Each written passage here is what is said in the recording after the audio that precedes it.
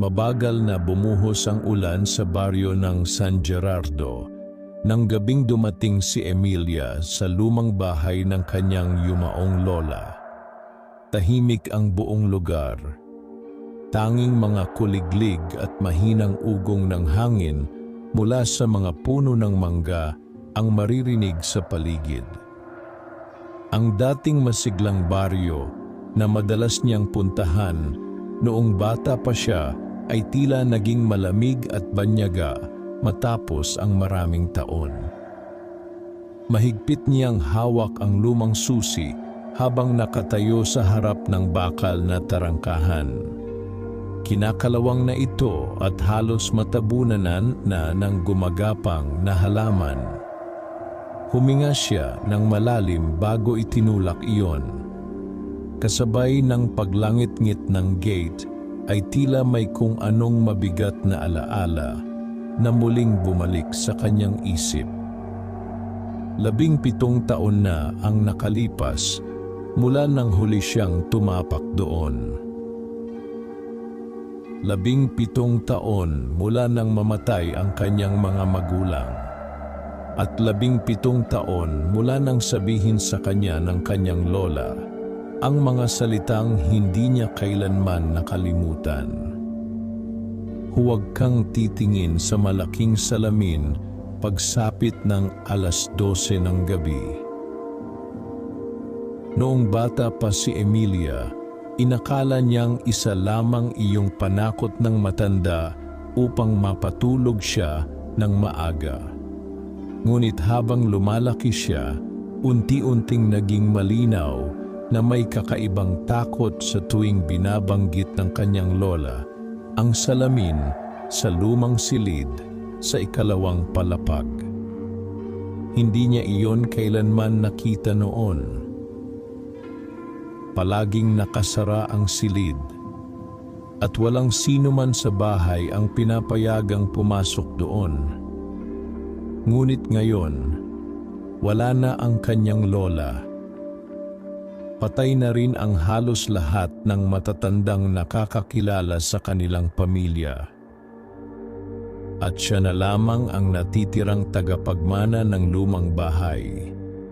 Muli siyang huminga ng malalim bago naglakad papunta sa pintuan. Mabigat iyong bumukas. Agad siyang sinalubong ng amoy ng lumang kahoy, alikabok, at matagal ng pagkakasarang hangin. Binuksan niya ang ilaw ngunit ilang ulit pang kumurap ang bombilya bago tuluyang lumiwanag. Tahimik. Napakatahimik.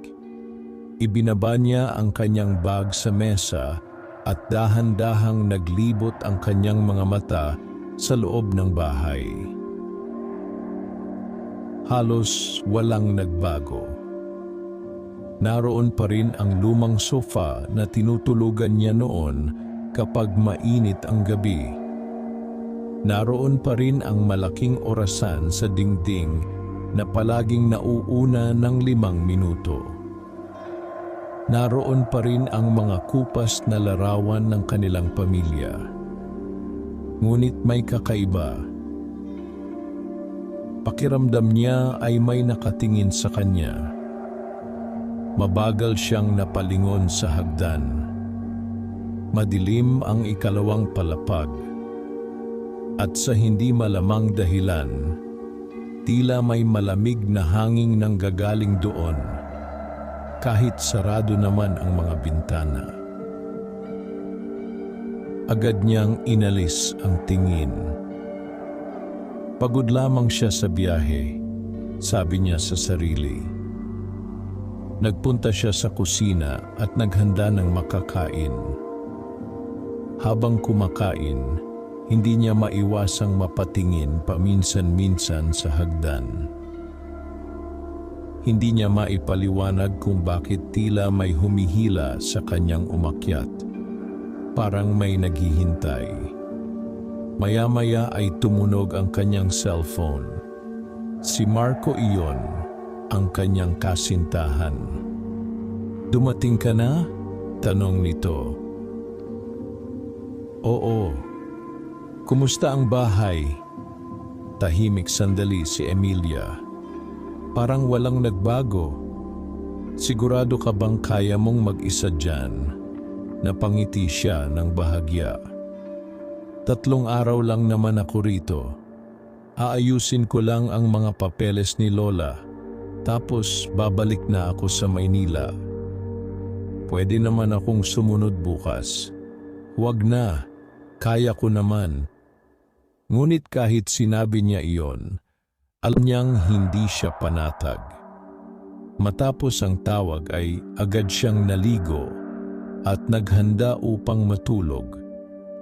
Pinili niyang gamitin ang dating kwarto ng kanyang lola sa ibaba dahil ayaw niyang umakyat sa ikalawang palapag. Ngunit habang nakahiga siya, hindi siya dalawin ng antok.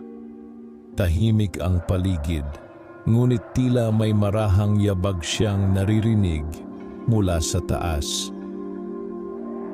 Mahina, dahan-dahan, parang may naglalakad. Napaupo siya, nakinig. Tumigil ang tunog. Ilang segundo siyang nanatiling tahimik bago muling humiga. Ngunit muling bumalik ang yabag. Sa pagkakataong iyon ay mas malinaw na. Parang may naglalakad paikot sa ikalawang palapag. Mabilis na bumilis ang tibok ng kanyang puso. Dahan-dahan siyang bumangon at sumilip sa pintuan ng silid. Madilim ang sala, ngunit mula sa itaas ay tila may manipis na liwanag. Napakunot ang kanyang noo. Wala naman siyang binuksang ilaw doon. Mahigpit niyang hinawakan ang flashlight bago marahang lumabas ng silid. Bawat hakbang niya ay tila lalong nagpapabigat sa hangin sa paligid. Pagdating niya sa paanan ng hagdan, ay muli niyang narinig ang yabag. Ngayon ay tila papalapit ito. Napalunok siya. May tao ba riyan? Mahina niyang tawag. Walang sumagot. Tanging katahimikan. Ngunit naroon pa rin ang liwanag sa itaas. Mabagal siyang umakyat. Bawat hakbang ay may kasamang paglangit-ngit ng lumang kahoy. At habang papalapit siya sa ikalawang palapag, ay lalo niyang nararamdaman ang kakaibang lamig. Pagdating niya sa taas ay agad niyang napansin ang bahagyang nakabukas na pinto sa pinakadulong silid. Ang silid na ipinagbabawal noon. Ang silid ng salamin. Nakatitig lamang siya roon habang marahang umiihip ang malamig na hangin mula sa loob. Hindi niya alam kung bakit, ngunit tila may bumubulong sa kanyang isip. Pumasok ka. Pumasok ka. Mahigpit niyang hinawakan ang flashlight bago dahan-dahang lumapit.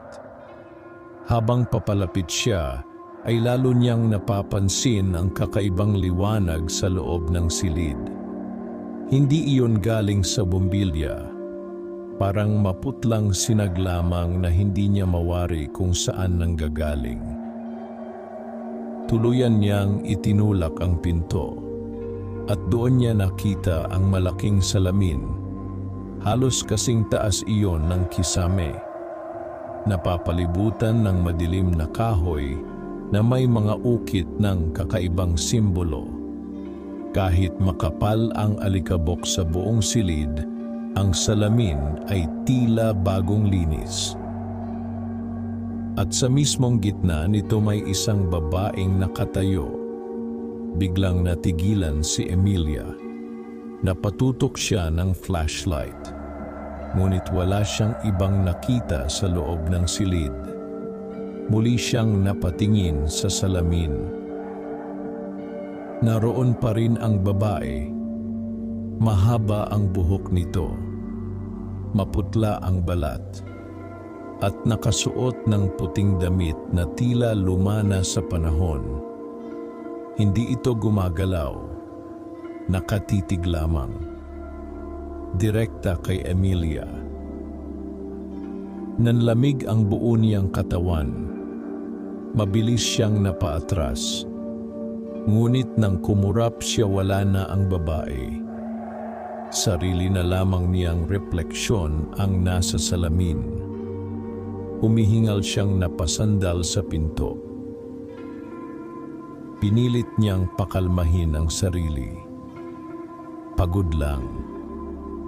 Guni-guni lang. Ngunit habang nakatingin siya sa sariling refleksyon, napansin niyang may kakaiba. Hindi sabay gumalaw ang babae sa salamin. Unti-unting nawala ang dugo sa kanyang mukha. Dahil habang siya ay hindi gumagalaw, ang refleksyon niya ay dahan-dahang ngumiti.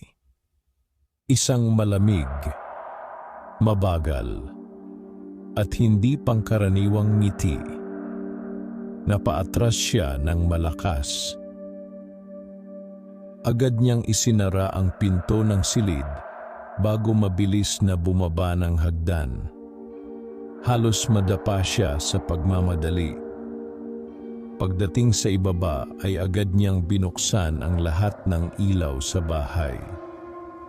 Mabilis ang kanyang paghinga habang nanginginig ang mga kamay. Ayaw niyang paniwalaan ang nakita. Hindi maaari. Imposible. Ngunit malinaw niyang nakita iyon. May babae sa salamin at hindi iyon siya. Mabilis niyang kinuha ang cellphone at tinawagan si Marco. Emilia, bakit? Marco, nanginginig niyang sabi.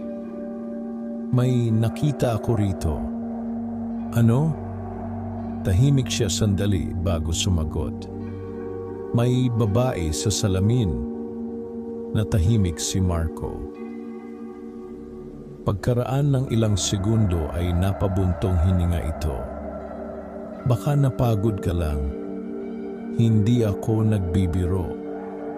Emilia, hindi siya normal. Tahimik muli. Pagkaraan ay nagsalita si Marco ng mas mahinahon. Makinig ka. Matulog ka muna. Bukas pupunta ako riyan. Hindi agad nakasagot si Emilia. Nakatitig lamang siya sa hagdan. Pakiramdam niya ay may nakatayo roon sa itaas. Nagmamasid. Maya-maya ay mahina siyang nagsalita. Marco, ano iyon? Pakiramdam ko, matagal na niya akong hinihintay.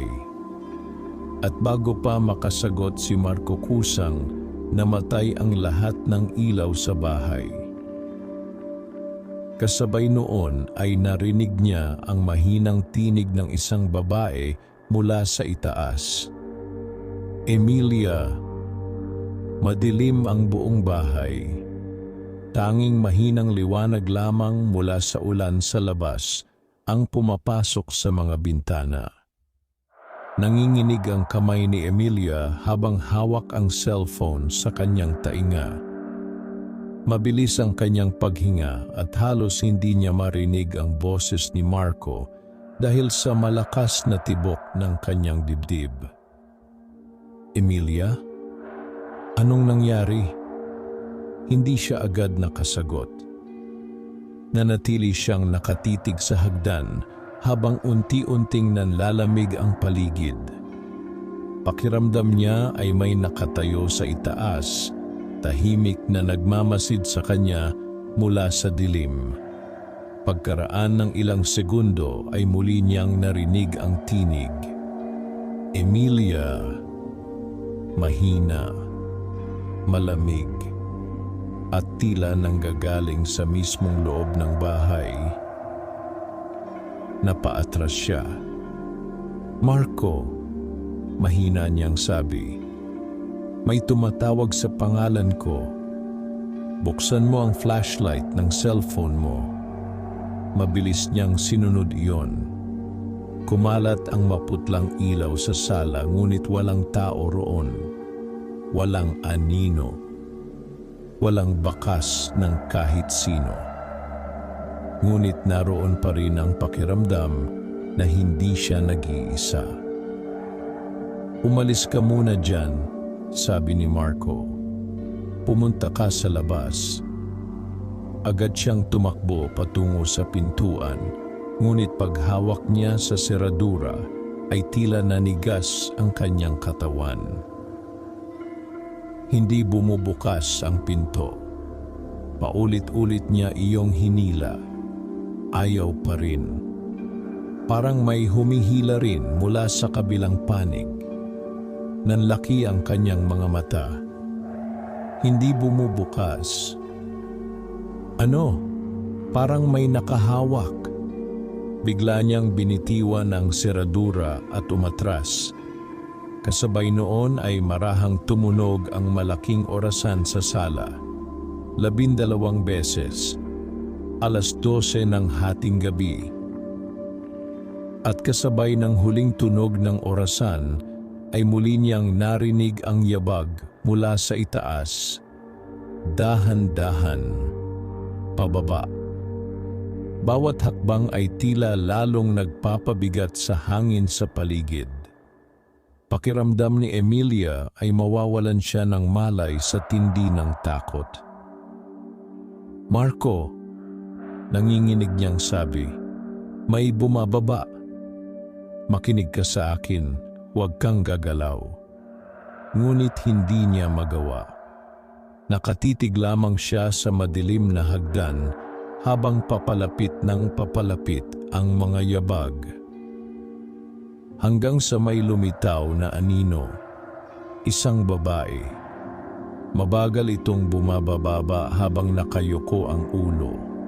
Mahaba ang buhok, maputlang damit, at mapuputing paa na halos hindi marinig ang hakbang. Napasigaw si Emilia. Mabilis niyang ibinato ang flashlight sa direksyon ng babae. Ngunit pagtilapon ng ilaw, wala roon ang babae. Walang tao sa hagdan. Tanging dilim lamang. Humihingal siyang napaluhod sa sahig habang umiiyak sa takot. "Emilia, anong nakita mo? May babae rito." Halos hindi na niya maibuka ng maayos ang bibig. Biglang muling bumukas ang mga ilaw sa bahay. Kasabay noon ay nawala ang malamig na hangin. Tumahimik ang paligid, parang walang nangyari. Nanghina si Emilia at napasandal sa dingding. "Bubuksan ko ang sasakyan ko ngayon din," sabi ni Marco sa kabilang linya. "Pupunta ako riyan." "Hindi."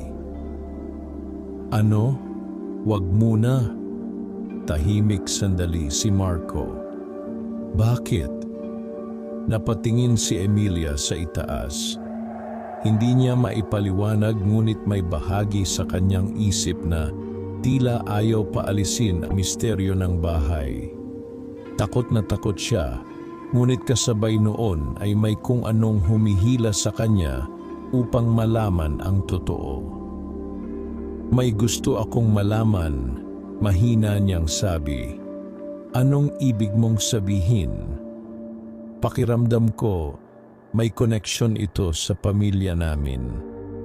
Hindi agad sumagot si Marco. Pagkaraan ay napabuntong hininga ito.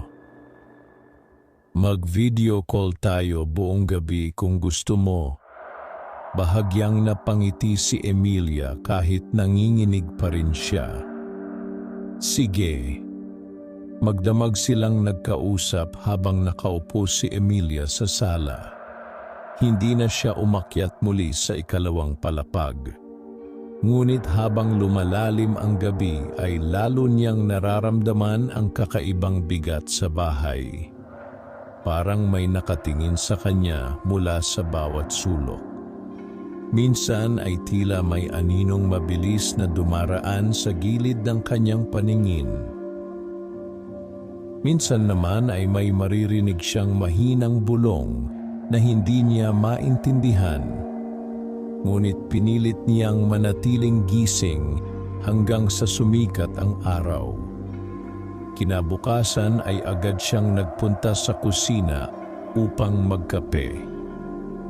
Maputla ang kanyang mukha at halatang kulang sa tulog. Habang pinapakuluan niya ang tubig ay napansin niyang may lumang kahon sa ibabaw ng refrigerator. Hindi niya iyon napansin kagabi. Maingat niya iyong ibinaba. Makapal ang alikabok nito at tila matagal nang hindi nabubuksan. Nang alisin niya ang takip ay bumungad ang mga lumang litrato, sulat at ilang kupas na dokumento. Isa-isang tiningnan ni Emilia ang laman. Karamihan ay mga larawan ng kanyang pamilya noong bata pa ang kanyang ina. Ngunit may isang litrato na agad kumuha ng kanyang atensyon. Larawan iyon ng isang babae. Mahaba ang buhok, maputla ang balat, at nakasuot ng puting damit. Nanigas si Emilia. Dahil iyon mismo ang babaeng nakita niya sa salamin. Mabilis niyang kinuha ang larawan. Sa likod nito ay may nakasulat gamit ang kupas na tinta. Helena, 1978. Napalunok siya. Hindi niya kailanman narinig ang pangalang iyon. Agad niyang hinanap pa ang ibang laman ng kahon hanggang sa may makita siyang lumang diary. Pagbukas niya rito ay nakita niyang pag-aari iyon ng kanyang lola. Kumakabog ang dibdib niya habang binabasa ang unang pahina. Oktubre 14, 1978. Hindi na naman siya nawala sa salamin kagabi. Patuloy niya akong tinitingnan habang natutulog ang buong bahay. Sinabi ni tatay na huwag ko raw siyang pansinin dahil lalo lamang siyang lalapit. Ngunit natatakot ako sapagkat sa bawat gabi na lumilipas, pakiramdam ko ay mas nagiging totoo siya. Napatigil si Emilia. Mabilis niyang ibinalik ang tingin sa litrato ng babae. Helena. Sino siya? At bakit tila kilala siya ng kanyang lola? Nagpatuloy siya sa pagbabasa. Oktubre 21, 1978. Nakita na rin siya ni Arturo kagabi. Hindi na kami pareho makatulog. Lumalabas lamang siya kapag sumasapit ang 12:00. Ngunit kagabi ay nagsalita siya sa unang pagkakataon. Sinabi niyang gusto niyang makalabas. Nanlamig ang likod ni Emilia. Mabilis niyang isinara ang diary. Bigla niyang naalala ang sinabi ng babae kagabi. Emilia, parang kilala siya nito. Parang matagal na siyang hinihintay. Maya-maya ay may kumatok sa pintuan. Napatalon siya sa gulat. Mabilis siyang lumapit at sumilip sa bintana. Si Mang Isko iyon, ang matandang katiwala ng simbahan. Naalala niya ito mula pagkabata. Agad niya itong pinapasok. Pasensya ka na, Hija, sabi ng matanda. Nabalitaan kong bumalik ka raw dito. Opo. Tahimik na tumingin si Mang Isko sa paligid ng bahay. Diyan ka pala tumuloy. May kakaibang lungkot sa kanyang mukha. Bakit po? Hindi agad sumagot ang matanda. Sa halip ay napatingin ito sa itaas ng bahay, sa direksyon ng silid ng salamin. Binuksan mo ba ang kwarto?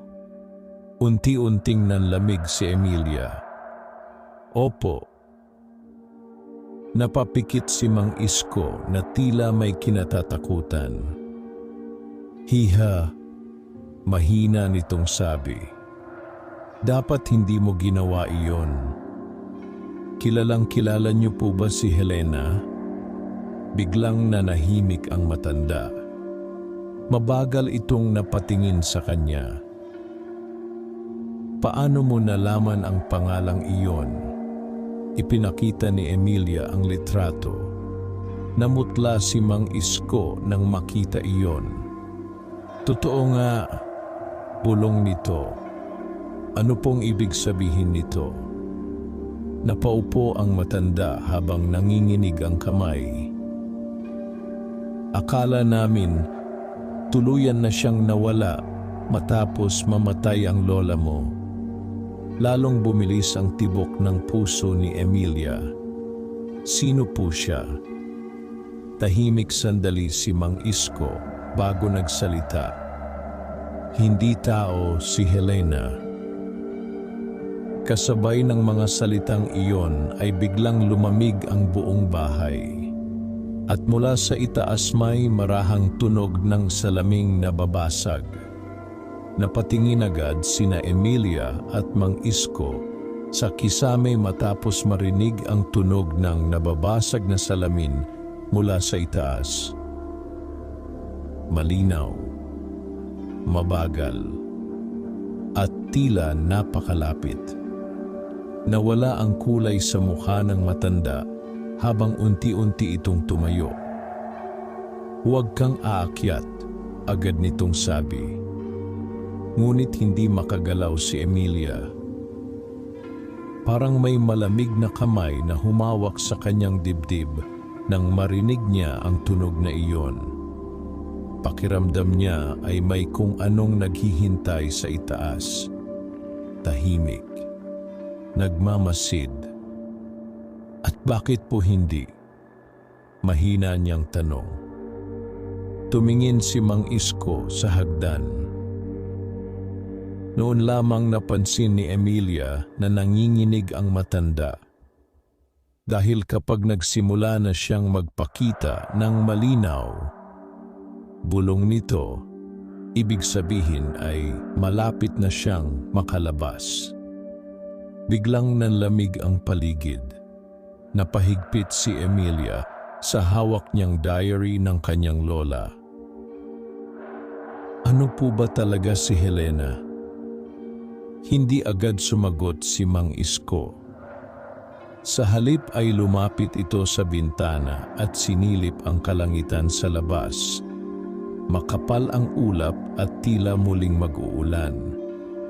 Pagkaraan ng ilang segundo ay marahan itong nagsalita. Noong bata pa ako, simula nito, takot na takot ang buong baryo sa bahay na ito.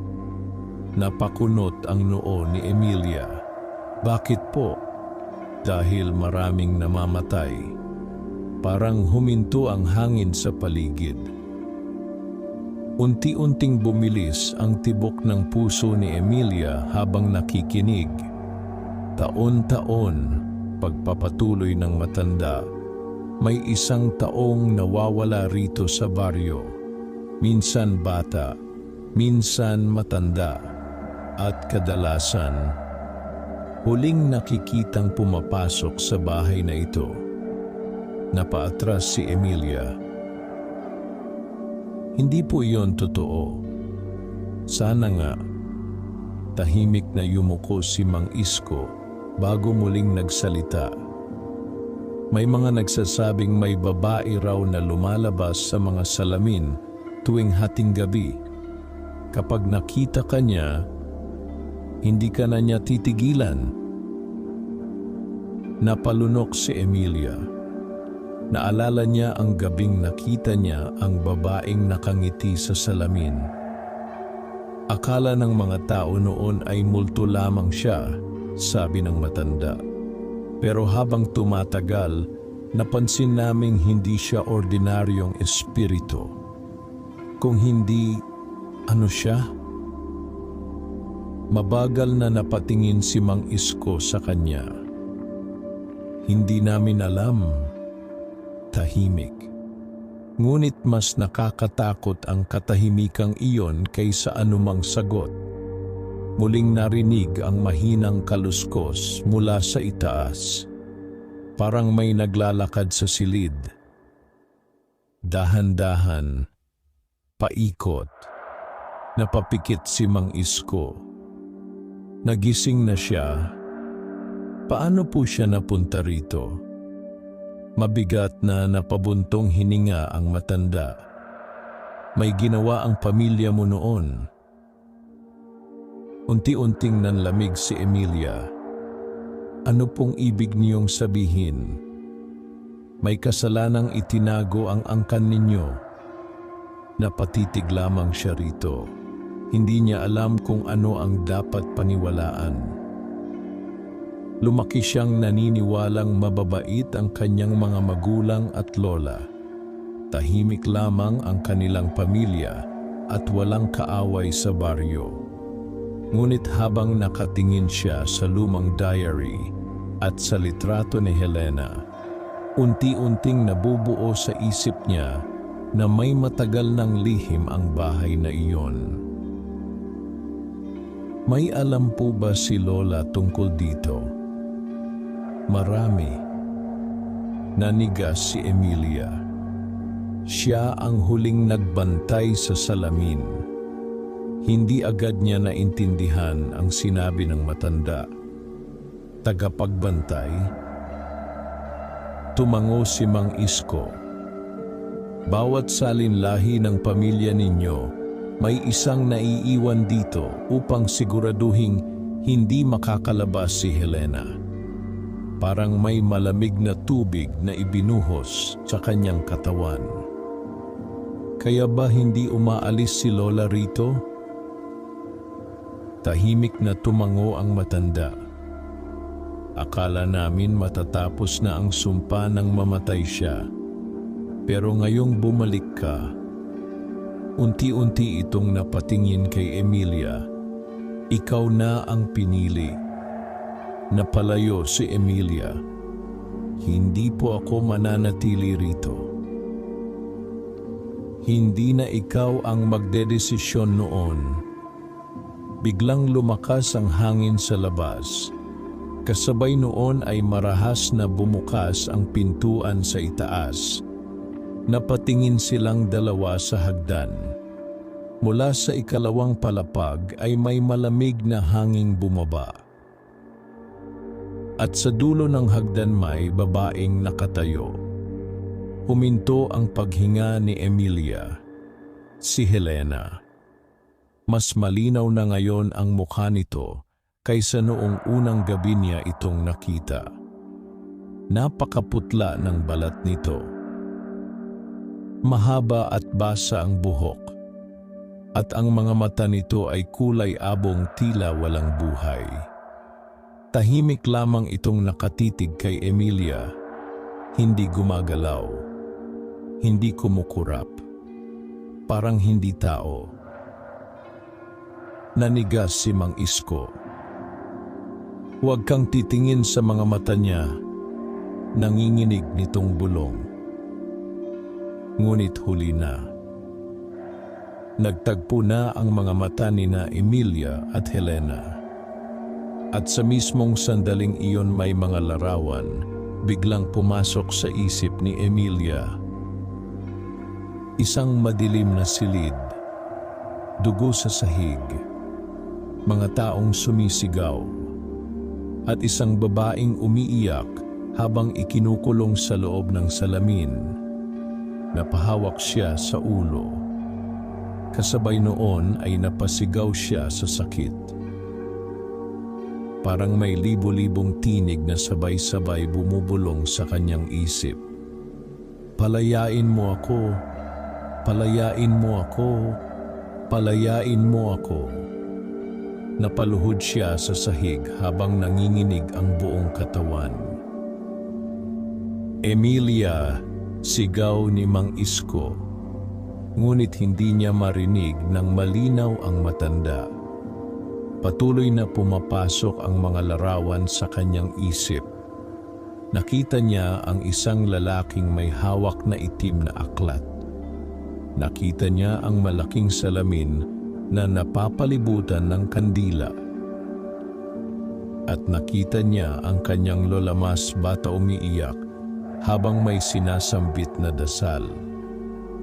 Pagkatapos noon ay biglang nagdilim ang lahat. Huminto ang mga bulong. Mabilis na bumalik sa normal ang kanyang paghinga. Unti-unti siyang nag-angat ng ulo. Wala na si Helena sa hagdan. Tahimik muli ang bahay. Ngunit may naiwan sa sahig sa itaas. Basang mga yapak. Dahan-dahang paakyat pabalik sa silid ng salamin. Humihingal na napasandal si Emilia sa dingding. Ano? Ano iyon? Lumapit si Mang Isko at agad siyang pinatayo. Hindi na tayo ligtas dito. Ano pong nakita ko? Mga alaala niya. Namutla si Emilia. Hindi siya simpleng multo, sabi ng matanda. Kaya niyang pumasok sa isip ng taong nakakita sa kanya. Unti-unting bumilis muli ang tibok ng puso ni Emilia. Bakit ako? Tahimik si Mang Isko sandali bago sumagot. Dahil ikaw ang susunod na tagapagbantay.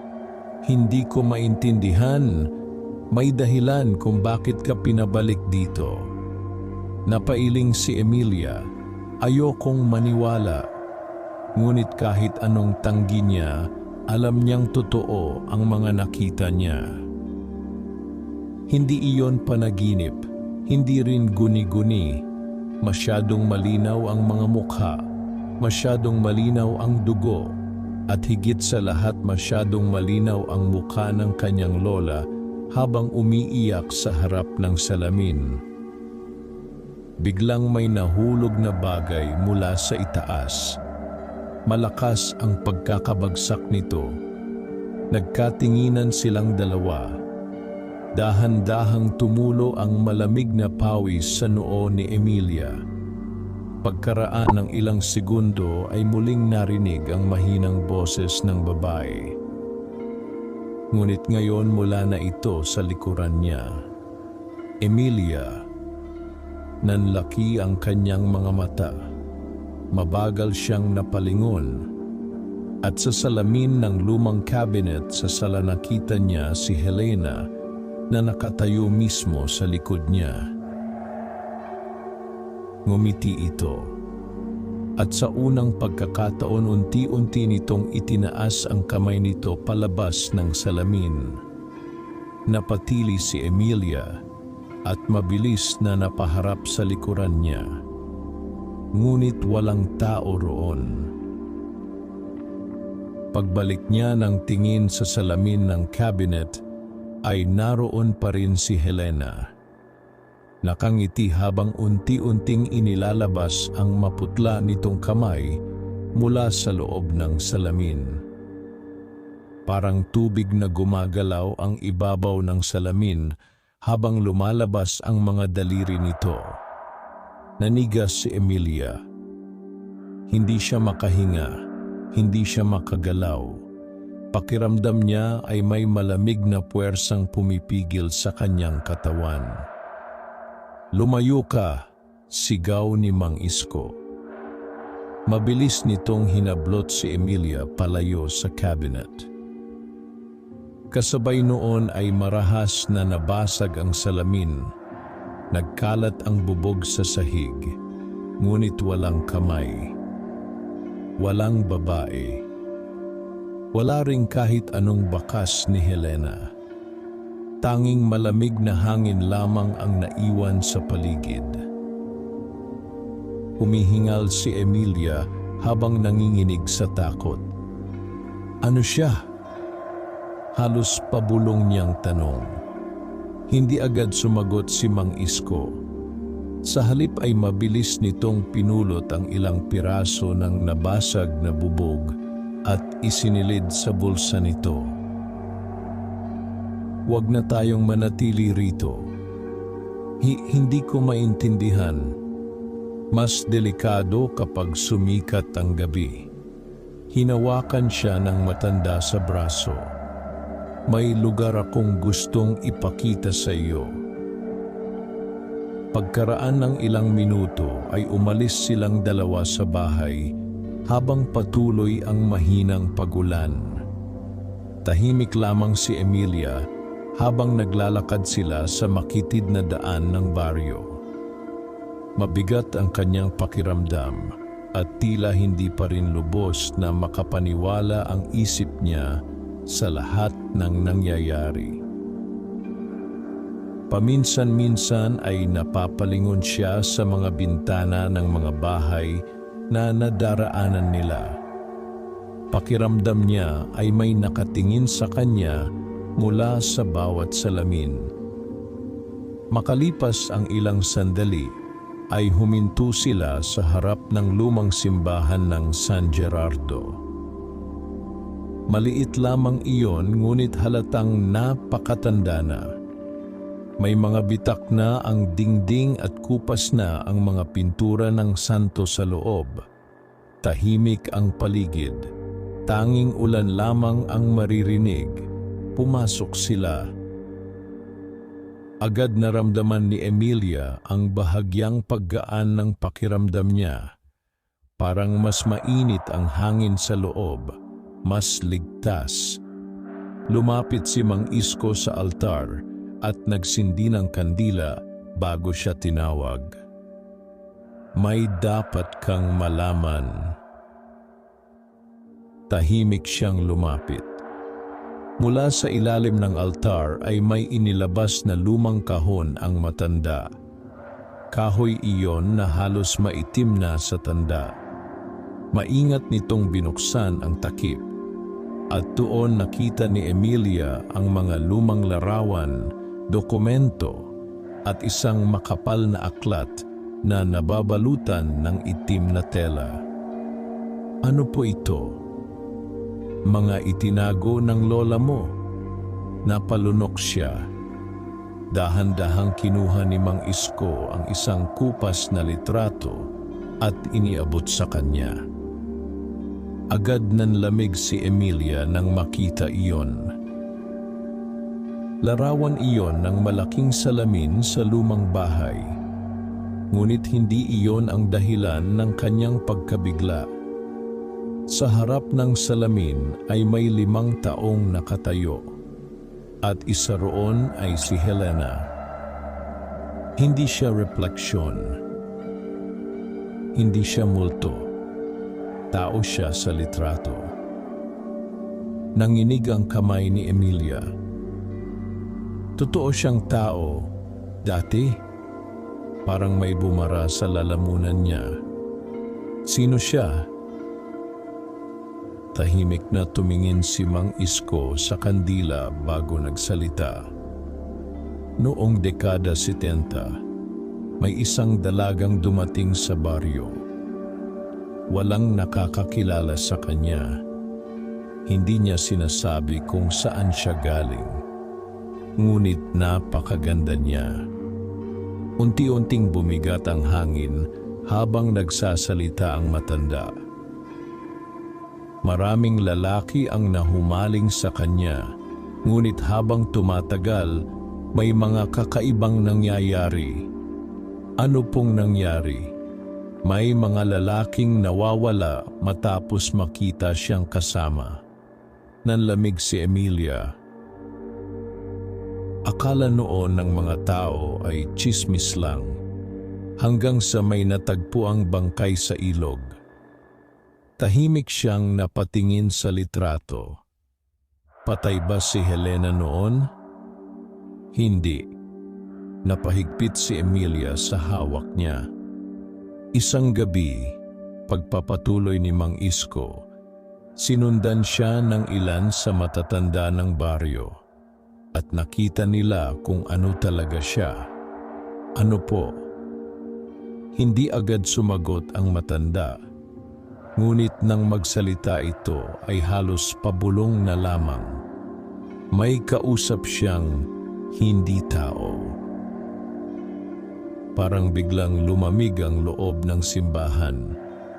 Sa harap ng malaking salamin sa bahay ninyo, mabilis na bumilis ang tibok ng puso ni Emilia. Anong ibig niyong sabihin? May ritual silang ginagawa. Tumayo si Mang Isko at dahan-dahang nilapitan ang lumang aklat na nasa kahon. Naniniwala ang mga matatanda noon na may nilalang sa loob ng salamin, isang bagay na matagal nang nakatago roon. Unti-unting nanlamig ang mga kamay ni Emilia. At si Helena, mahina niyang sabi, "Sinusubukan niya iyong palayain?" Tumango ang matanda. Ngunit may nangyaring hindi inaasahan. Muling tumingin si Emilia sa litrato. Ang pamilya ninyo ang pumigil sa ritual. Napatigil siya. Lolo mo mismo ang nagsara sa salamin. Naramdaman ni Emilia ang mabilis na pagtibok ng kanyang puso. Paano? Hindi agad sumagot si Mang Isko. Sa halip ay dahan-dahan nitong binuksan ang lumang aklat. Puno iyon ng kakaibang simbolo at sulat kamay na tila napakatanda na. May mga pahina ring may mantsa ng tuyong dugo. May kapalit ang pagsasara sa nilalang na iyon. Ano po? Tahimik ang matanda. Pagkaraan ng ilang segundo ay tumingin ito direkta kay Emilia. Isang buhay. Parang huminto ang oras. Sino ang namatay? Hindi agad sumagot si Mang Isko. Ngunit nakita ni Emilia ang lungkot sa mukha nito bago ito nagsalita. Si Helena. Nanlaki ang kanyang mga mata. Hindi siya nakalabas sa ritual. Naiwan siya sa loob ng salamin kasama ng nilalang. Napalayo si Emilia sa kahon. Biglang bumalik sa isip niya ang mukha ng babae. Ang malamig nitong tingin. Ang pagngiti nito sa likod ng salamin. Pero bakit siya nagpapakita ngayon? Tahimik na napahawak si Mang Isko sa rosaryo nito. Dahil humihina na ang pagkakakulong. Mabilis na napalingon si Emilia sa paligid. Pakiramdam niya ay biglang sumikip ang loob ng simbahan. Kapag tuluyan siyang nakalabas, mahina nitong sabi, "Magbubukas muli ang salamin." At anong mangyayari kapag nangyari iyon? Hindi agad sumagot ang matanda. Ngunit sa mukha nito ay alam ni Emilia na hindi maganda ang kasagutan. May lalabas na mas masahol kaysa kay Helena. Biglang umugong ang hangin sa loob ng simbahan. Kasabay noon ay sabay-sabay na namatay ang mga kandila. Nagdilim ang paligid. Napahigpit si Emilia sa upuan. Mang Isko. Walang sumagot. Mang Isko. Mabilis niyang hinanap ang matanda sa dilim. Ngunit wala ito sa tabi niya. Kasabay noon ay may narinig siyang mahinang yabag mula sa likuran ng altar. Dahan-dahan, mabigat, parang may basa ang paa. Nanginginig na lumingon si Emilia at sa gitna ng kadiliman nakita niya si Helena. Nakatayo ito sa loob ng simbahan, ngunit iba na ang itsura nito ngayon. Mas maputla, mas mahaba ang buhok, at ang mga mata nito ganap ng itim. Ngumiti ito ng dahan-dahan. At saka nagsalita, "Hindi ako ang dapat mong katakutan, Emilia." Hindi makagalaw si Emilia. Nakatayo lamang siya sa gitna ng madilim na simbahan habang nakatitig kay Helena. Ang mahinang liwanag mula sa labas ay tumatama sa maputla nitong mukha, dahilan upang lalo itong magmukhang hindi tao. Tahimik ang paligid. Walang hangin, walang ulan. Parang tumigil ang buong mundo. "Hindi ako ang dapat mong katakutan, Emilia." Ulit ng babae sa malamig na tinig. Nanlalamig ang mga kamay ni Emilia habang pilit niyang hinahanap si Mang Isko gamit ang kanyang mga mata. Ngunit wala ang matanda. Parang bigla itong naglaho. "Anong ibig mong sabihin?" Bahagyang ngumiti si Helena. Ngunit hindi iyon normal na ngiti. Parang may matinding lungkot at galit na magkasabay na nakatago roon. "Matagal na nila akong ikinulong." Mabagal itong humakbang palapit. Walang tunog ang mga paa nito sa sahig ng simbahan. "Hindi nila sinabi sa iyo ang buong katotohanan." Napaatras si Emilia. "Lumayo ka," huminto si Helena. Sa unang pagkakataon ay nakita ni Emilia nang malinaw ang mukha nito. Napakaganda sana nito kung hindi lamang dahil sa kakaibang pamumutla at sa malalim na dilim sa paligid ng mga mata nito. Ngunit higit sa lahat tila puno ng sakit ang ekspresyon nito. "Takot ka sa akin," mahina nitong sabi. Katulad nila, "Hindi ka tao." Sandaling natahimik si Helena. At nang muli itong magsalita ay tila may pait sa boses nito. "Dati akong tao." Unti-unting bumilis ang tibok ng puso ni Emilia. "Anong nangyari sa iyo?" Biglang umugong ang hangin sa loob ng simbahan. Kasabay noon ay nagsimulang magliwanag ang malalaking salamin sa magkabilang gilid ng altar. Napalingon si Emilia. At doon niya nakita hindi na refleksyon ng simbahan ang nasa mga salamin, kundi isang lumang silid, madilim, napapalibutan ng kandila, at sa gitna isang batang babae na nakagapos sa upuan. Nanlaki ang mga mata ni Emilia. "Hindi," bulong niya. Dahan-dahang lumapit si Helena sa isa sa mga salamin. 27 taon ako noon." Mabagal na gumalaw ang larawan sa salamin. Nakita ni Emilia ang 4 na lalaking nakasuot ng maitim na damit na nakapaligid sa batang babae. May hawak silang kakaibang aklat. At sa dingding ng silid ay naroon ang malaking salamin mula sa lumang bahay. Akala ng mga tao noon, sabi ni Helena, "Ako ang may dala ng kasamaan."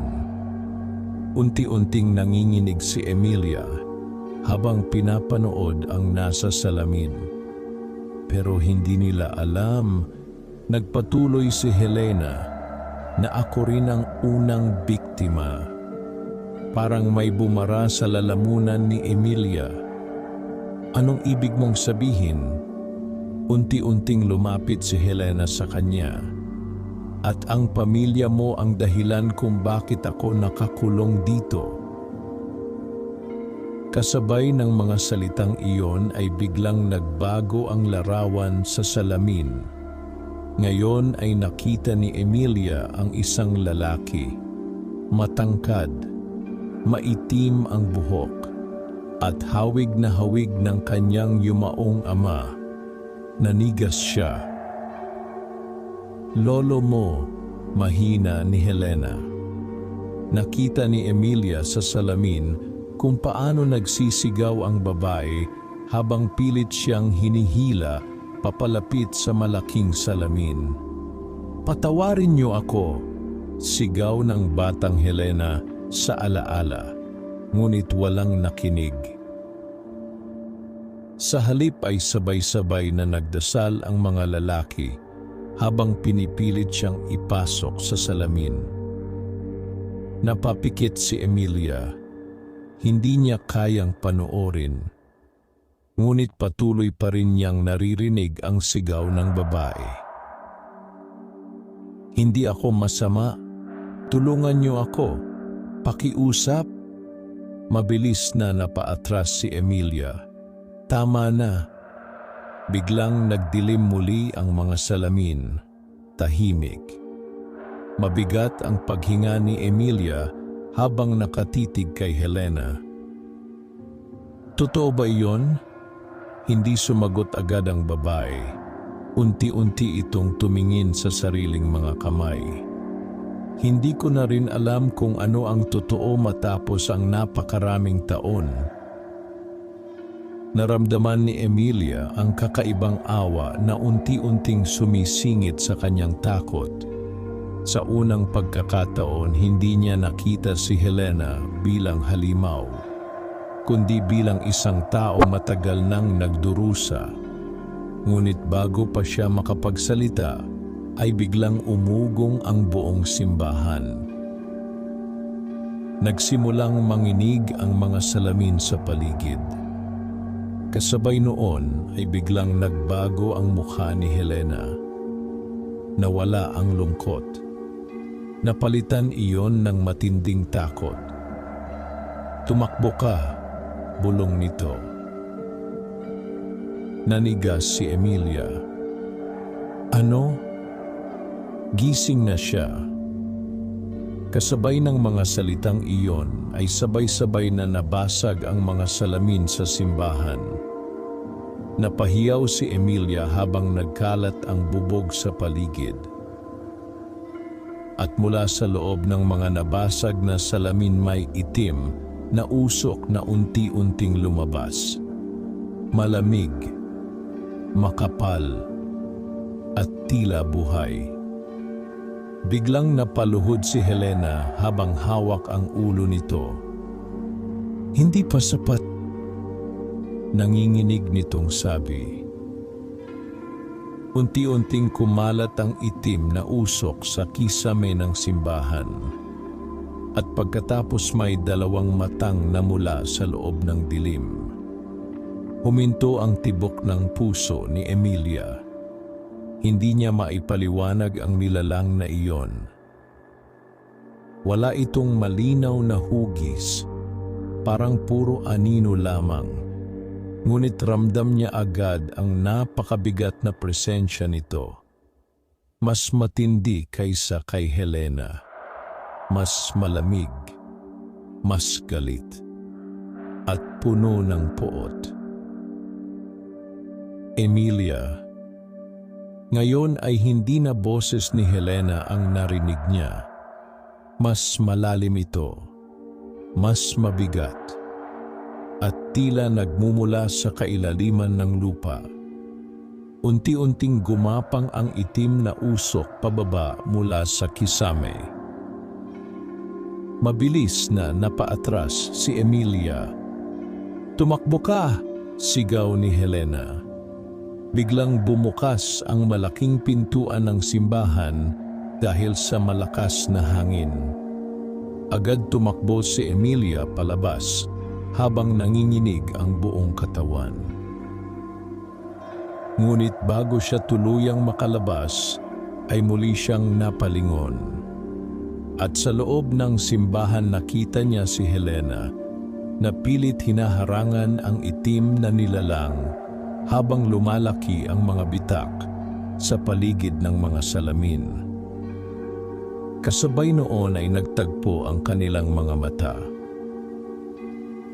At sa unang pagkakataon nakita ni Emilia ang totoong takot sa mukha ni Helena. Kapag nabasag ang pangunahing salamin, sigaw nito, "Mamamatay kayong lahat." Malakas ang ulan habang tumatakbo si Emilia palabas ng simbahan. Halos hindi siya makahinga sa takot at pagkalito. Nanginginig ang buo niyang katawan habang paulit-ulit na umaalingaw-ngaw sa isip niya ang huling sinabi ni Helena. Kapag nabasag ang pangunahing salamin, mamamatay kayong lahat. Madulas ang daan, ngunit hindi siya huminto sa pagtakbo. Hindi niya alam kung saan siya pupunta. Ang gusto lamang niya ay makalayo. Makalayo sa simbahan. Makalayo sa nilalang sa loob ng mga salamin. Ngunit habang papalayo siya, ay tila lalong bumibigat ang paligid. Ang hangin ay parang may kasamang bulong. At sa bawat bintanang madadaanan niya ay pakiramdam niya ay may matang nakatingin mula sa loob. Pagdating niya sa gitna ng baryo ay biglang nawalan ng ilaw ang buong lugar. Isa-isang namatay ang mga poste. Nagmistulang nilamon ng dilim ang San Gerardo. Napahinto si Emilia. Kasabay noon ay may narinig siyang sigawan mula sa malayo. Mga tao, takot, nagmamadali. Mabilis siyang napalingon sa direksyon ng mga tinig. At nakita niya ang ilang residente na nagtatakbuhan palabas ng kanilang mga bahay. May tao sa salamin. Diyos ko! Ilayo ninyo ang mga bata. Unti-unting bumilis ang tibok ng puso ni Emilia. Biglang may malakas na sigaw ng babae mula sa isang bahay malapit sa kanya. Agad siyang napatakbo roon. Pagdating niya ay nakita niyang nakatayo sa labas ang isang matandang babae habang umiiyak at nanginginig. Ano pong nangyari? Tanong ni Emilia. Nanginginig na itinuro ng matanda ang bintana ng bahay. Dahan-dahang napalingon si Emilia at doon niya nakita si Helena. Nasa loob ito ng salamin ng bintana. Tahimik na nakatayo. Ngunit hindi na ito nag-iisa. Sa likod nito ay may mga anino ng gumagalaw. Marami. Unti-unting nawalan ng dugo sa mukha ni Emilia. Parang may mga taong nakakulong sa likod ng salamin. Mga matang nakatitig palabas. Mga kamay na pilit humahawak sa kabilang panig. Hindi mahina niyang bulong. Biglang sabay-sabay na kumatok ang mga kamay sa loob ng salamin. Malakas. Mabilis. Paulit-ulit. Napaatras ang matanda habang sumisigaw. At kasabay noon biglang nabasag ang buong bintana. Napahiyaw si Emilia. Agad niyang hinila palayo ang matanda bago tumalsik ang mga bubog sa paligid. Ngunit wala silang nakitang kahit sino. Walang Helena, walang mga anino. Tanging malamig na hangin lamang. Nanginginig na napaluhod ang matanda habang umiiyak. Bumalik na siya. Mabilis na napalingon si Emilia sa simbahan sa malayo. Sa gitna ng malakas na ulan ay nakita niyang tila may maitim na usok na umiikot sa kampanaryo. Kasabay noon ay muli niyang naalala ang sinabi ni Mang Isko. Humihina na ang pagkakakulong. Biglang may humawak sa kanyang balikat. Napasinghap siya sa gulat at mabilis na napalingon. Si Marco. Basang-basa ito sa ulan at hinihingal. Emilia, halos mapaiyak siya sa sobrang kaba at agad niya itong niyakap. Akala ko hindi ka darating. Tinawagan ako ng barangay. May nangyayaring gulo rito.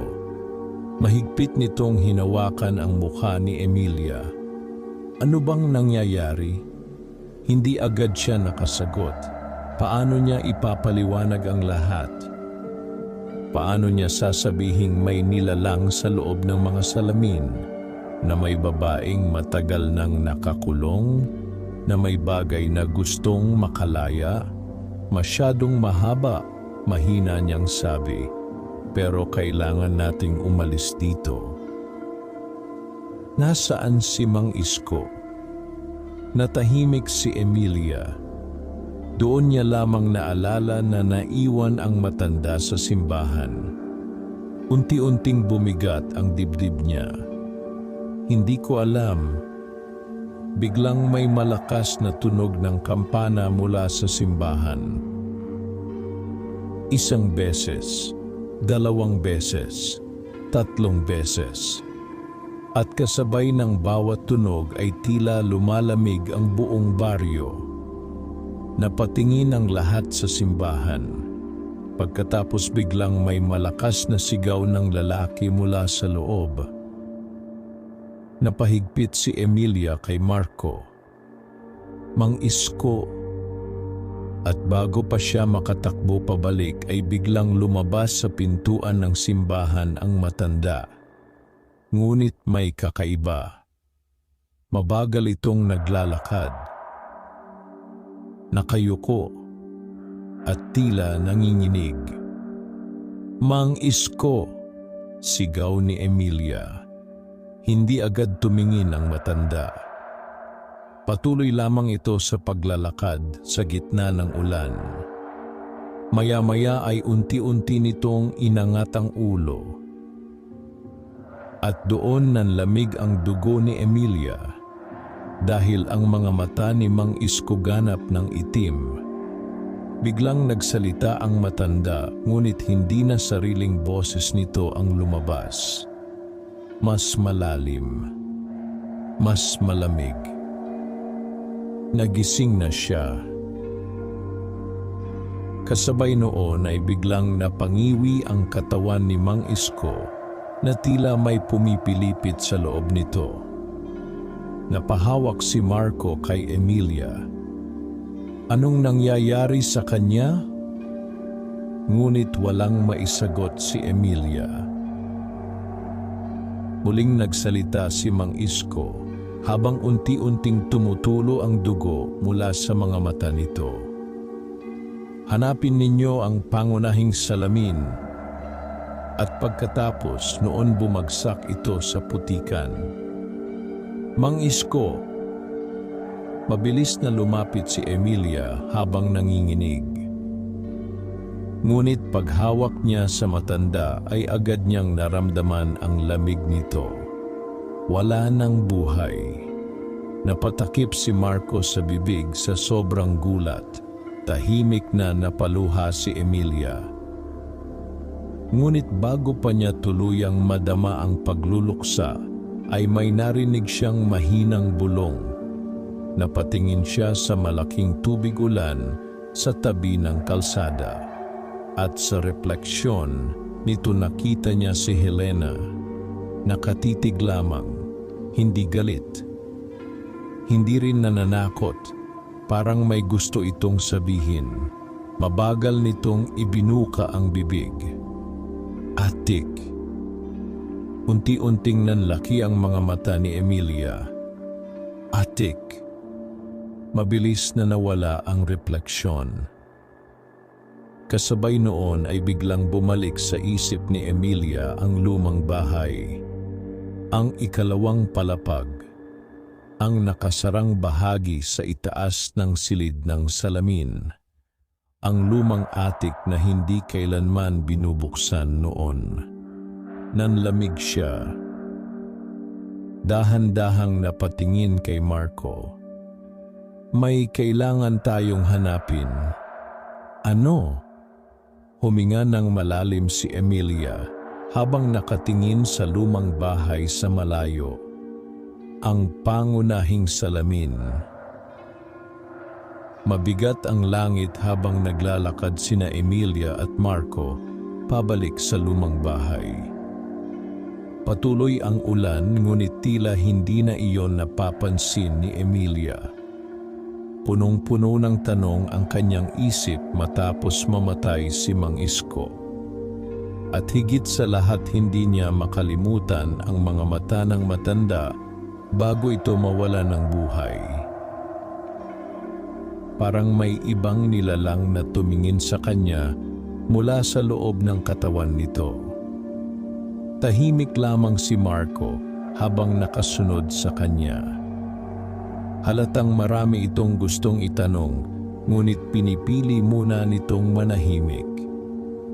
Pagdating nila sa harap ng bahay, ay agad silang sinalubong ng malamig na hangin. Mas mabigat na ngayon ang pakiramdam ng lugar. Parang buhay ang bahay. Parang may humihinga sa loob. Napatigil si Marco habang nakatingin sa madilim na bintana sa ikalawang palapag.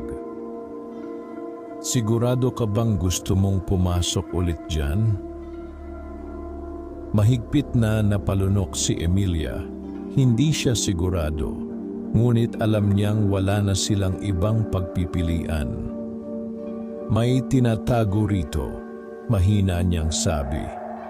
At pakiramdam ko, iyon ang dahilan kung bakit hindi makawala si Helena.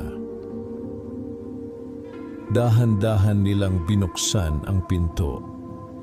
Tahimik ang sala. Ngunit kakaiba ang katahimikan. Parang may nakikinig. Parang may naghihintay.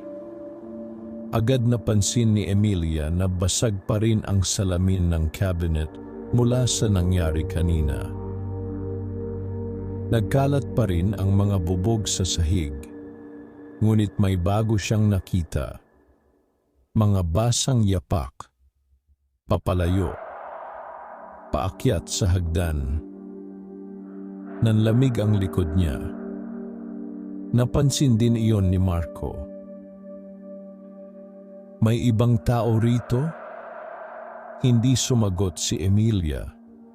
Dahan-dahan lamang siyang napatingin sa itaas. Muli niyang naramdaman ang malamig na presensyang matagal nang nagmamasid sa kanya. Sa taas ang attic, bulong niya. Tahimik silang umakyat. Sa bawat hakbang ay mas lumalamig ang paligid. At habang papalapit sila sa silid ng salamin, ay lalo ring bumibigat ang pakiramdam ni Emilia. Pagdating nila sa ikalawang palapag ay agad nilang nakita na bukas ang pintuan ng silid. Mabagal na umiihip ang hangin mula roon, at sa loob na roon pa rin ang malaking salamin. Tahimik, ngunit kakaiba. May mga bitak na ngayon sa ibabaw nito. Maliit lamang, ngunit malinaw. Napahinto si Emilia. Naaalala niya ang sinabi ni Helena. Kapag nabasag ang pangunahing salamin, biglang may mahinang kalabog mula sa kisame. Nagkatinginan silang dalawa. "Sa itaas iyon," sabi ni Marco. Dahan-dahang itinaas ni Emilia ang flashlight. Sa gitna ng kisame ay may maliit na nakatagong pinto. Ang daan patungo sa attic. Huminga siya ng malalim bago hinila ang lumang tali sa gilid. Mabagal na bumukas ang kahoy na hagdanan pababa. Kasabay noon ay bumagsak ang makapal na alikabok. Napangiwi si Marco. Parang ilang dekada nang hindi nabubuksan. Tahimik na tumango si Emilia. Isa-isa silang umakyat. Mas malamig ang hangin sa loob ng attic.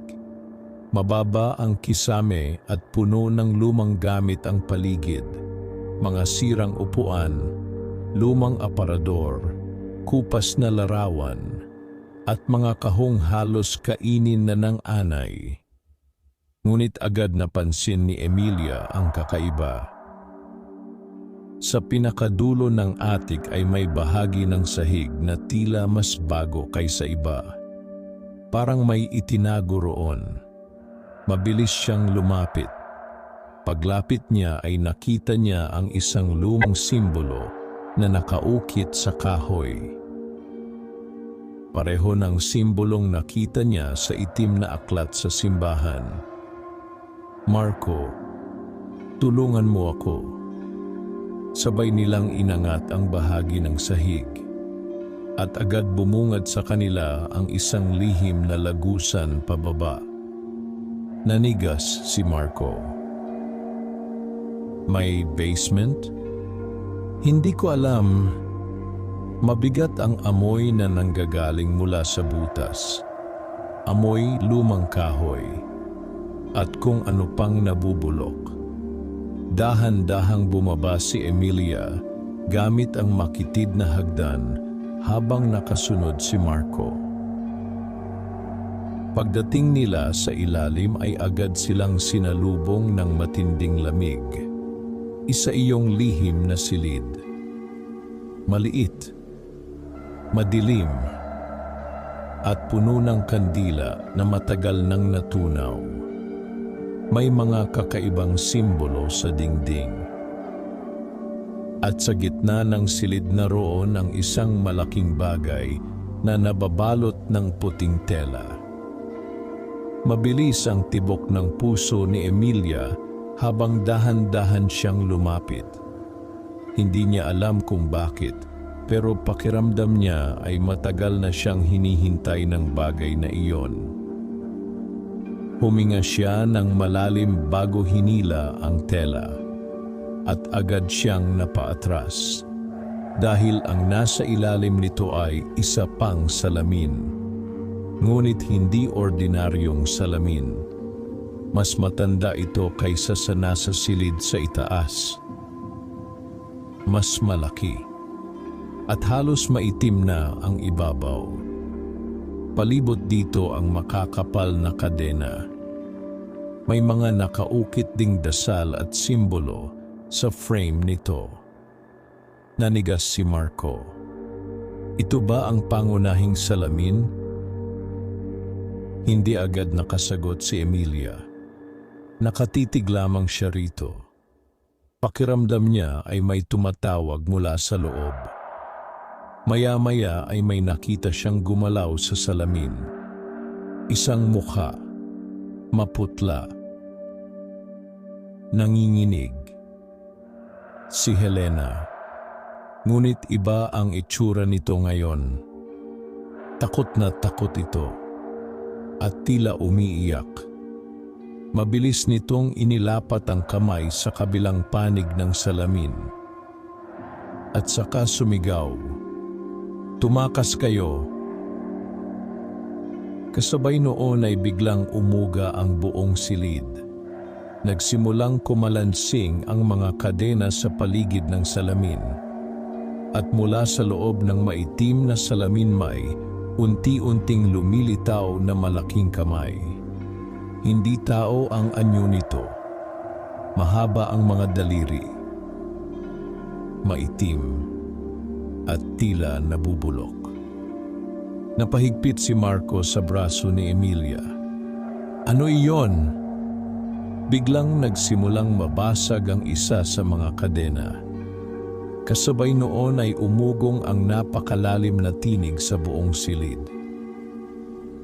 Sa wakas, nanlaki ang mga mata ni Emilia dahil ang boses na iyon siya ring boses na narinig niya sa simbahan. Ang nilalang sa loob ng salamin at ngayon unti-unti na itong nakakalabas. Malakas na umaling-aungaw ang kalansing ng mga kadena sa buong lihim na silid. Nanginginig ang sahig habang unti-unting lumalabas mula sa maitim na salamin ang napakalaking kamay ng nilalang. Tila gawa iyon sa usok at nabubulok na laman na magkasamang humuhugis sa isang bagay na hindi dapat umiiral. Napaatras sina Emilia at Marco, ngunit hindi maalis ni Emilia ang tingin sa salamin. Sa likod ng nilalang ay naroon si Helena, umiiyak habang pilit na hinihila palayo ng maitim na anino. Isara ninyo ulit, sigaw niya, bago pa mahuli ang lahat. Kasabay noon ay biglang naputol ang isa pang kadena. Napuno ng malamig na hangin ang silid, at sa unang pagkakataon unti-unting lumitaw ang mukha ng nilalang sa ibabaw ng salamin. Wala itong malinaw na anyo. Parang nagbabagong anino, ngunit may dalawang mapupulang mata itong nakatitig direkta kay Emilia. At nang magsalita ito, ay tila sabay-sabay na bumulong ang daan-daang tinig. Dugo ng tagapagbantay. Nanlamig ang katawan ni Emilia. Matagal kitang hinintay. Mabilis siyang hinila ni Marco palayo. Kailangan na nating umalis. Ngunit bago pa sila makatakbo ay biglang nagsara ng malakas ang lagusan sa itaas. Napatingala sila. Sarado na ang daanan palabas.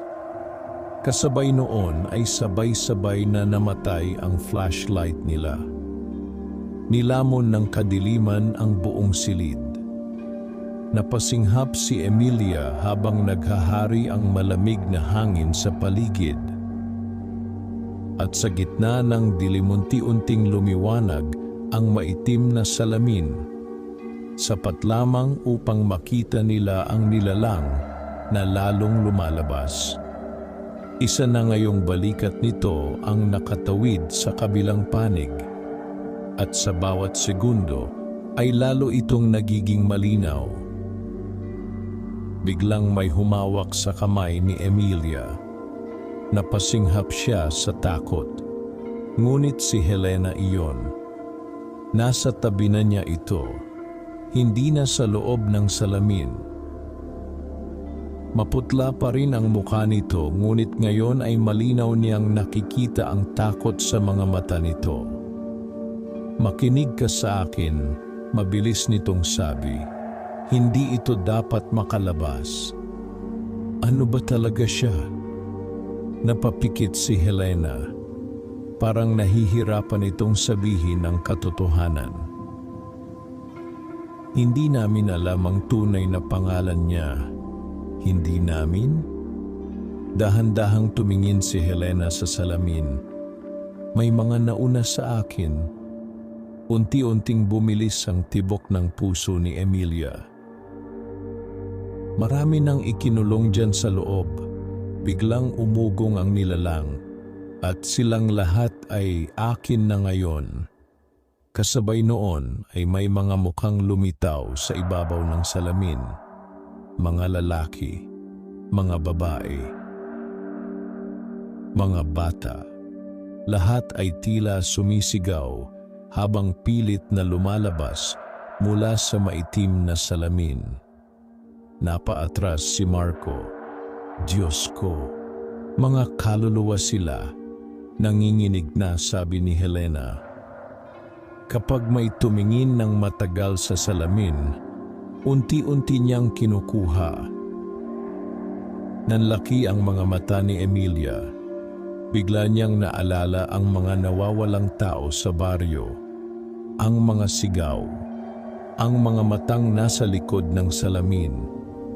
Kaya mo ba siyang pigilan? Tanong niya kay Helena. Tahimik na napaluha ang babae. Hindi ko na kaya. Muling kumalansing ang mga kadena at isa pang tanikala ang naputol. Ngayon ay halos kalahati na ng katawan ng nilalang ang nasa labas. Mas malinaw na ngayon ang anyo nito. Matangkad, mahaba ang mga braso, at tila balot ng gumagalaw na usok ang buong katawan. Ngunit ang pinaka nakakatakotang mukha nito, dahil wala itong mukha. Puro kadiliman lamang. At sa gitna noon ay ang dalawang mapupulang matang tila buhay na apoy. Palayain ninyo ako, bulong nito. Kasabay ng tinig na iyon, ay parang biglang sumakit ang ulo ni Emilia. May mga bulong na pumasok sa isip niya, mga pangakong mahirap tanggihan. Bubuhayin ko ang pamilya mo. Ibabalik ko ang mga nawala. Hindi ka na muling mag-iisa. Napahawak siya sa ulo. Biglang nag-iba ang paligid sa kanyang paningin. Nakita niya ang kanyang ina. Ngumiti ito sa kanya. Nakita niya ang kanyang ama. Buhay. Masaya.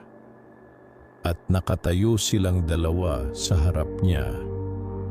Emilia. Mahina nilang tawag. Unti-unting napaluha siya. Nanay. Ngunit biglang hinawakan ni Helena ang kanyang mukha. Tumingin ka sa akin. Napakurap si Emilia. Agad naglaho ang ilusyon. Wala ang kanyang mga magulang. Tanging ang maitim na nilalang lamang ang nasa harapan niya. Niloloko ka niya, sabi ni Helena. Humihingal na napaatras si Emilia habang umiiyak. Paano natin siya pipigilan? Hindi agad sumagot si Helena. Sa halip ay tumingin ito sa malaking salamin. At may kapalit iyon. Nanigas si Emilia. Anong kapalit? Tahimik si Helena. Ngunit bago pa ito makapagsalita, ay biglang nagsalita ang nilalang. Isa na namang tagapagbantay. Unti-unting lumingon ang mapupulang mata nito kay Emilia. At sa pagkakataong ito, hindi na ako mabibigo. Kasabay noon ay biglang sumabog ang natitirang mga kandila sa silid. Lumakas ang pagyanig. At sunod-sunod na naputol ang mga kadena. Nanlaki ang mga mata ni Helena. Huli na. Biglang inilabas ng nilalang ang kabilang kamay nito mula sa salamin. At sa unang pagkakataon sa napakaraming taon na katawid na ito sa mundo ng mga tao, umalingaw-ngaw ang napakalalim na sigaw ng nilalang sa buong lihim na silid.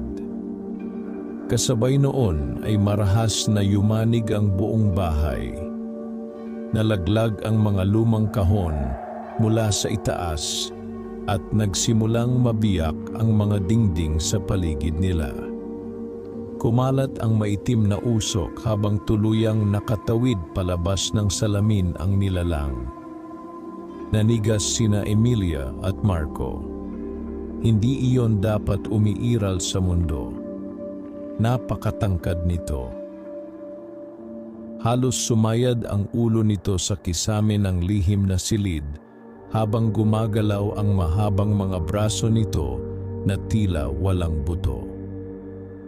Patuloy na umaagos ang itim na usok mula sa katawan nito, parang buhay na kadiliman.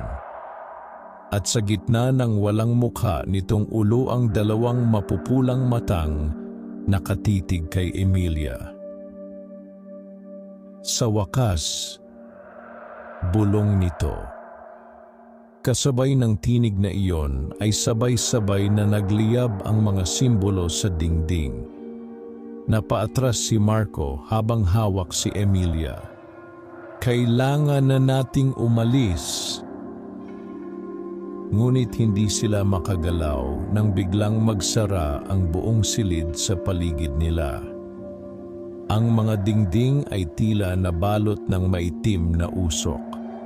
Wala nang lagusan, wala nang pintuan. Nakulong sila kasama ng nilalang. Humihingal si Emilia habang nakatingin kay Helena.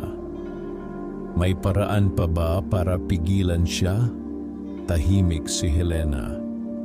At sa unang pagkakataon ay nakita ni Emilia ang matinding pagkapagod sa mukha nito. Parang ilang dekada na itong lumalaban. Meron, mahina nitong sabi. Nanlaki ang mga mata ni Emilia. Ano? Ngunit bago sumagot si Helena ay muling nagsalita ang nilalang. Huwag mo nang sabihin sa kanya. Kasabay noon ay biglang naglabasan ang mga kamay mula sa ibabaw ng salamin. Daan-daang kamay. Maputla. Madudumi. At tila pilit na kumakapit palabas. Kasunod ng mga kamay ay ang mga mukha. Mga nawawalang tao sa baryo. Mga matang puno ng takot. Mga bibig na walang tigil sa pagsigaw.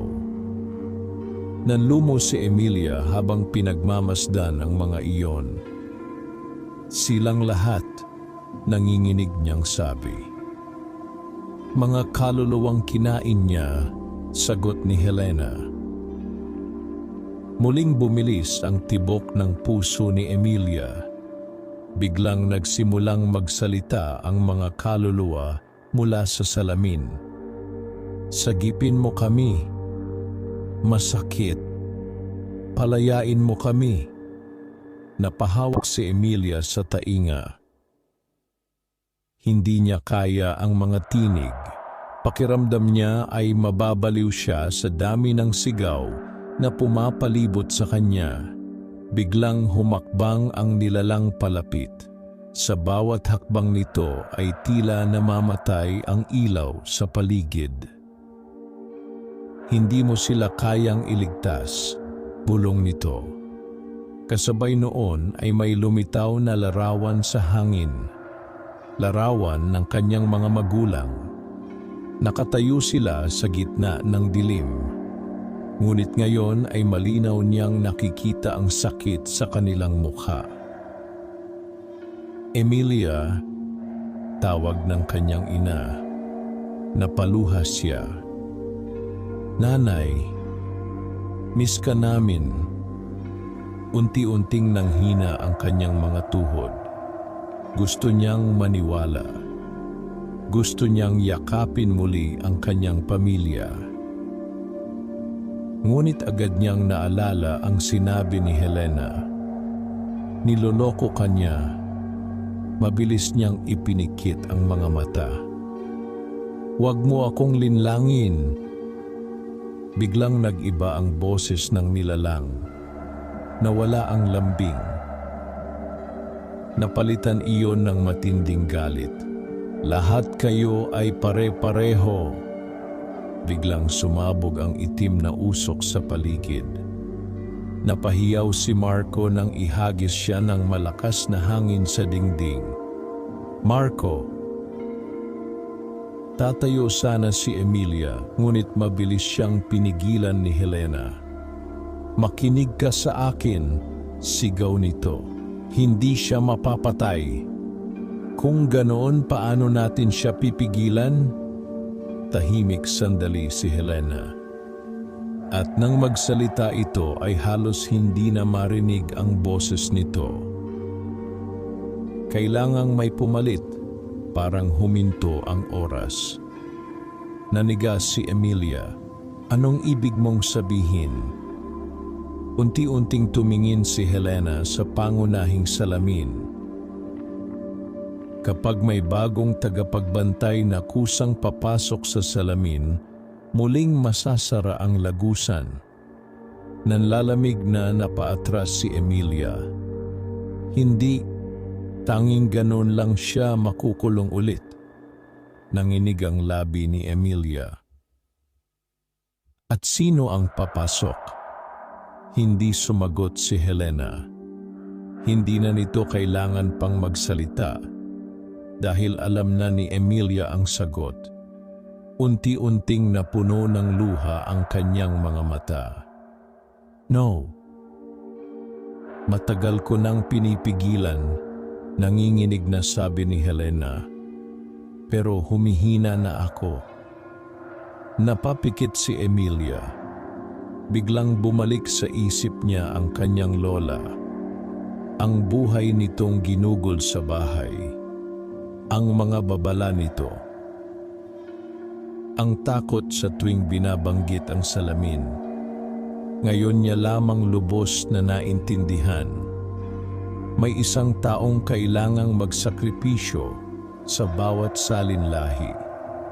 Biglang muling umaling-aungaw ang boses ng nilalang. "Hindi kita hahayaang makulong muli." Kasabay noon ay mabilis itong sumugod kay Helena. Napahiyaw si Emilia. Ngunit bago pa maabot ng nilalang ang babae ay biglang kumislap ang buong salamin. At sa loob ng isang iglap lumitaw ang mga espiritu ng mga dating tagapagbantay. Mga lalaki at babaeng nakasuot ng kupas na damit mula sa iba't ibang panahon.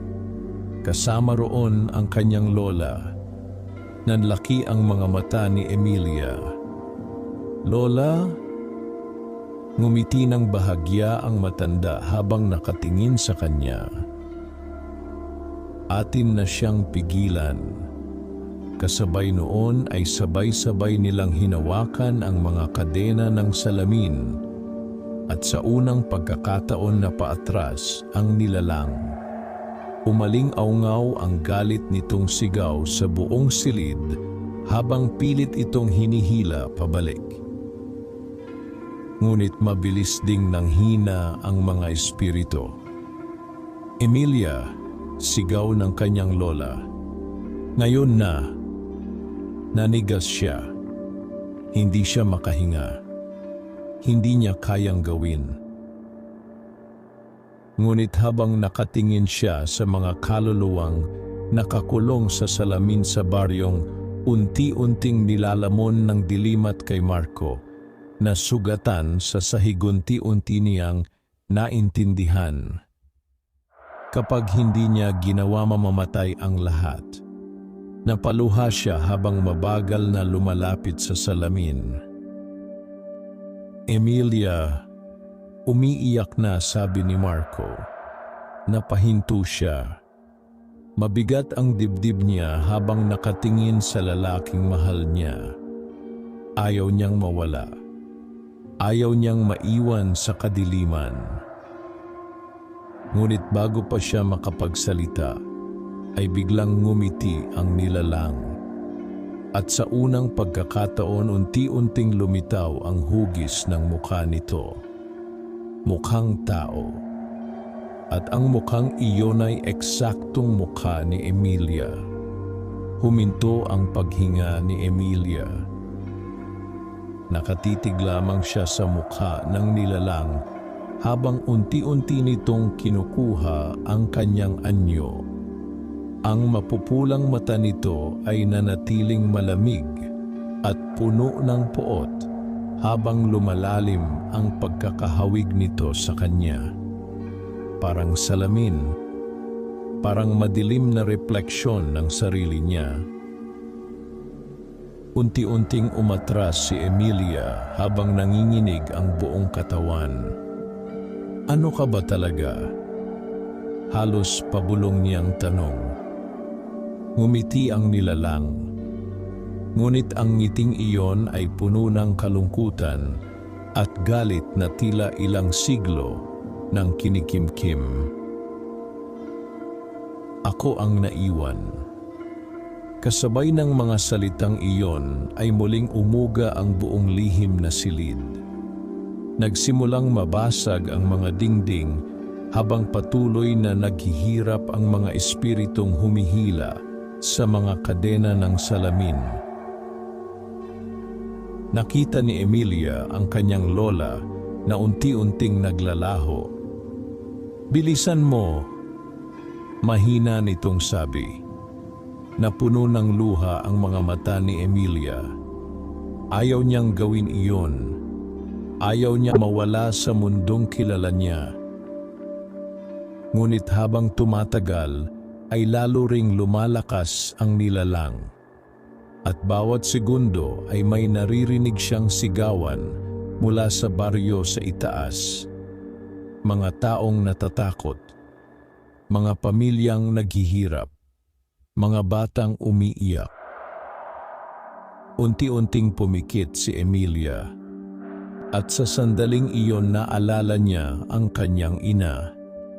Ang init ng yakap nito noong bata pa siya.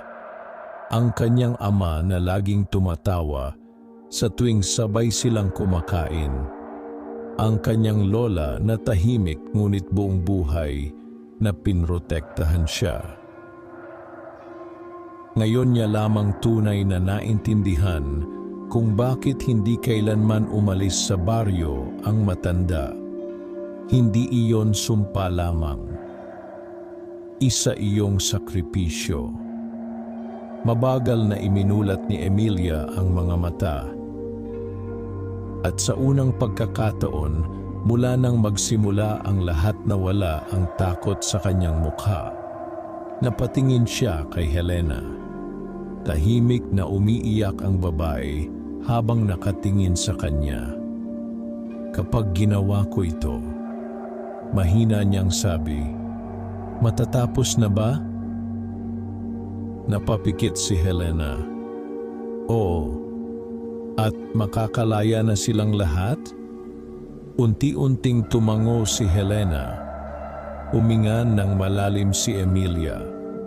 Pagkatapos ay tumingin siya kay Marco. Halos mabasag ang puso niya nang makita ang luha sa mga mata nito.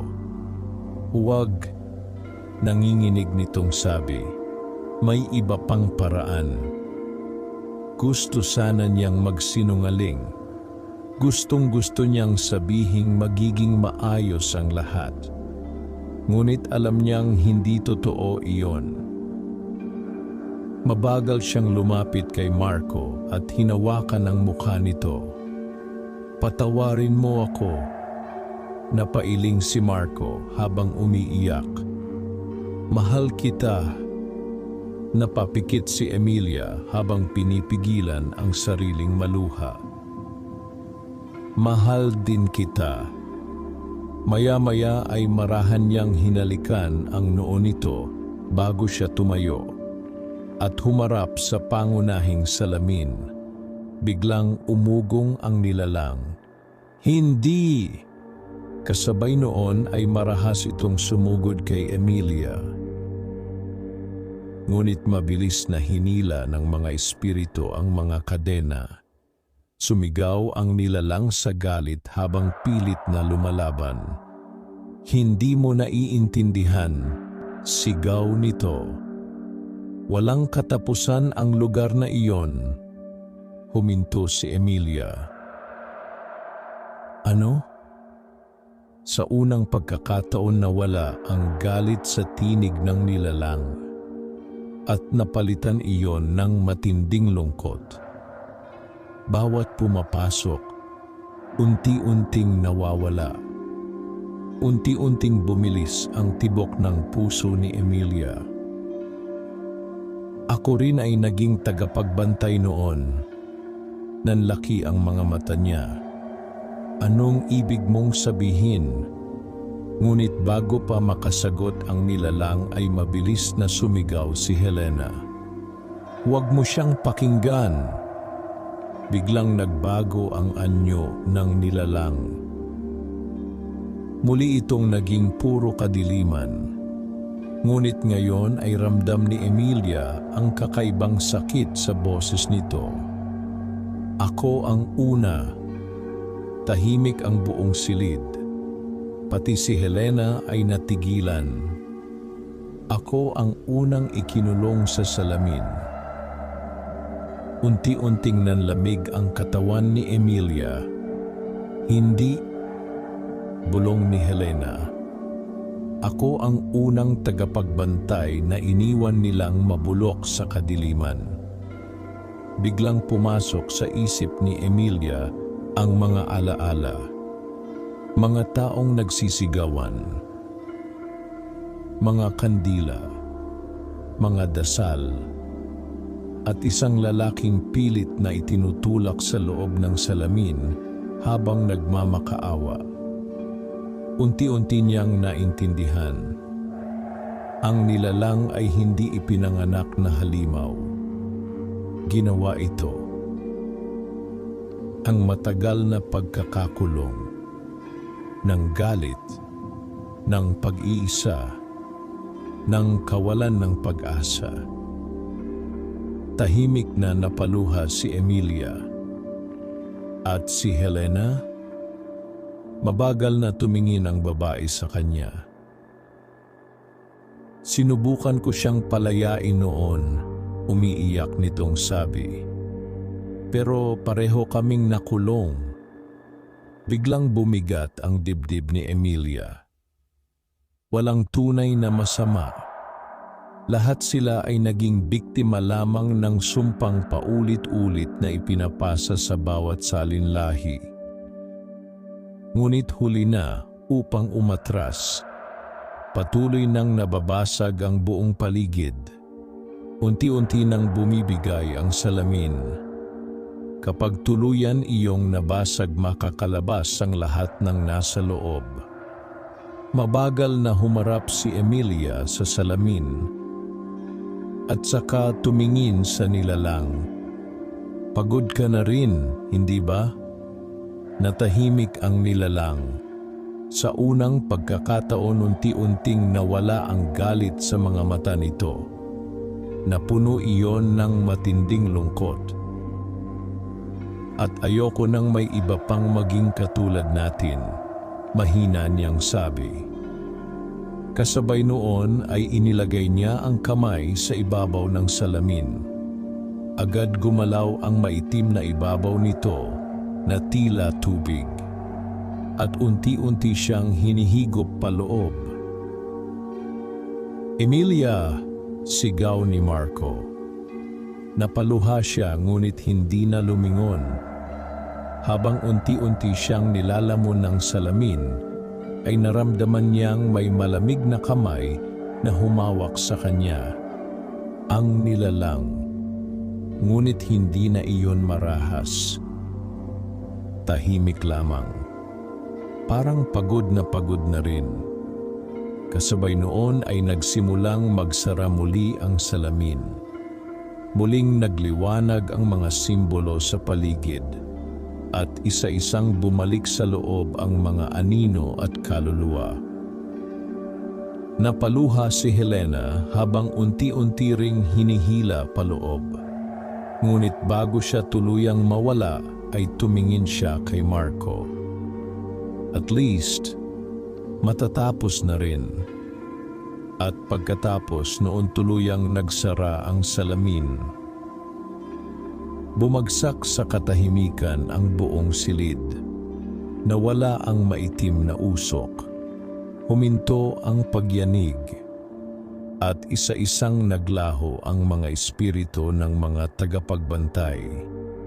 Tahimik na napaluhod si Marco habang nakatingin sa pangunahing salamin. Wala na si Emilia. Ngunit sa unang pagkakataon matapos ang napakaraming taon wala nang bitak ang salamin. Tahimik, makinis, at tila wala nang anumang nakakulong sa loob. Lumipas ang maraming buwan. Unti-unting bumalik sa normal ang baryo ng San Gerardo. Wala nang mga aninong nakikita sa salamin. Wala nang nawawalang tao. At tuluyan nang isinara ang lumang bahay. Ngunit may mga gabi pa ring hindi makatulog si Marco. Madalas siyang bumabalik sa bahay kahit alam niyang wala na roon si Emilia. At tuwing 12:00 ng gabi pakiramdam niya ay may nakatingin mula sa loob ng salamin. Isang gabi, habang tahimik siyang nakatayo sa harap ng lumang kabinet sa sala, may napansin siyang kakaiba. Parang may gumalaw sa refleksyon, dahan-dahan siyang napatingin. At doon sa likod niya nakita niya si Emilia. Maputla, tahimik, ngunit nakangiti. Hindi tulad ng dati, wala nang takot sa mukha nito. May lungkot, ngunit may kapayapaan. Unti-unti nitong inilapat ang kamay sa kabilang panig ng salamin, at saka mahina itong nagsalita. Bantayan mo ang pinto. Pagkatapos noon bigla itong naglaho.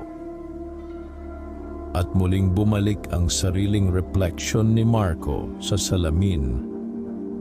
Ngunit sa pinakailalim ng salamin unti-unting lumitaw ang isang maliit na bitak. Wakas,